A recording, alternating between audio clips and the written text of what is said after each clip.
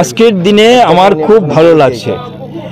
সব দিক থেকে রিপোর্ট আসছে যে মানুষে বিজেপিকে আশীর্বাদ করছে, মানে বিপুলভাবে আশীর্বাদ করছে। আমার বিশ্বাস যে আজকের দিনে যে বিপুল ভোটে এখানে ভারতীয় জনতা পার্টি জিতবে। বহিরাগত বিষয় এটা আপনার কি বলবেন? মানুষে আজকের দিনে বুঝেছে যে আমি বহিরাগত নয়।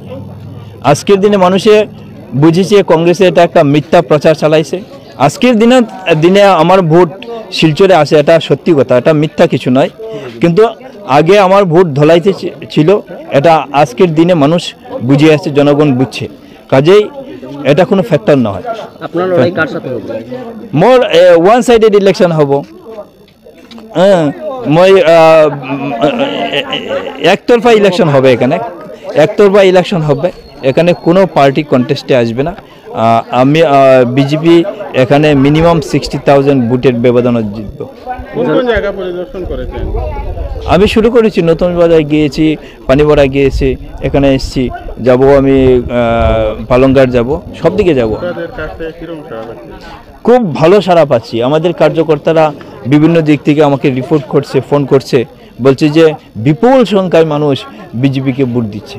ভোটারদের প্রতি কি আহ্বান করবেন? আজকের দিনে আমি তো আহ্বান করেছি। আজকের দিনে ইলেকশনের দিন, আমি আজকের দিনে নতুন করে আর আহ্বান করব না। হ্যাঁ, ভোট দানে মানুষ যাতে অ্যাটেন্ড করে ভোট দানে, এই আহ্বানটাও আমি করছি। জয়ের পরে আপনার প্রথম পদক্ষেপ কি থাকবে?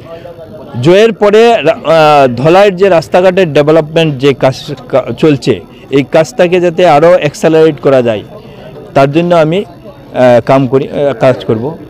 আর বিশেষ করে ভুবন পাহাড়ের রাস্তার কাজটা যাতে তাড়াতাড়ি সম্পন্ন হয়, তার জন্য আমি চেষ্টা করব।